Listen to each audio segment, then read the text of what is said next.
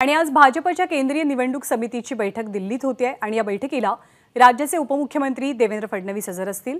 सोबतच राज्यातल्या काही प्रमुख जागांवर या बैठकीत चर्चा अपेक्षित आहे। 2014 आणि 2019च्या लोकसभेच्या निवडणुकीत देशभरात भाजपने गमावलेल्या जागांसंदर्भात सुद्धा या बैठकीत चर्चा होणार असल्याचं कळतंय। तसंच राज्यात सुद्धा काही महत्त्वाच्या जागा आहेत जिथे अटीतटीची लढाई होऊ शकते। या जागांबद्दल सुद्धा आजच्या बैठकीत बातचीत होणं अपेक्षित आहे।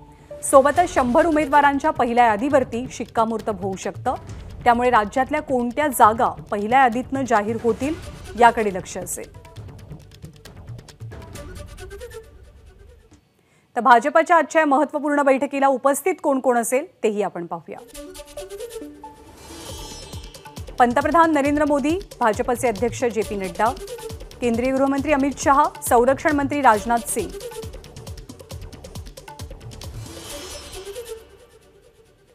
तर या बैठकीमध्ये कोणकोणत्या राज्यांवरती विशेष लक्ष दिलं जाईल तेही आपण पाहूया। या राज्यांवरती पहिल्या यादीचा विचार करता या राज्यांवर भाजपचा फोकस असेल। त्यातलं प्रमुख राज्य उत्तर प्रदेश, मग तामिळनाडू, केरळ, आंध्र प्रदेश, तेलंगणा, कर्नाटक ही सगळी दक्षिणेकडची राज्य आहेत। त्यापाठोपाठ पश्चिम बंगाल, पंजाब आणि जम्मू काश्मीर,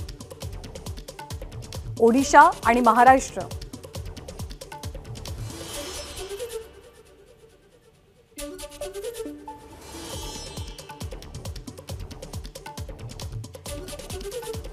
तर 24 फेब्रुवारीला उत्तर प्रदेश, तेलंगणा, पश्चिम बंगाल या राज्यांवरती चर्चा होणार आहे, ज्यात छत्तीसगड आणि राजस्थानचाही समावेश आहे। खरं तर 24 फेब्रुवारीला या राज्यांवरती चर्चा झालेली आहे आणि आजच्या बैठकीमध्ये काही महत्त्वाच्या राज्यांसंदर्भातला निर्णय किंवा उमेदवारांची घोषणा होण्याची शक्यता आहे।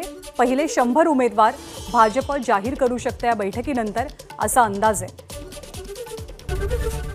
एबीपी माझा, उघडा डोळे बघा नीट।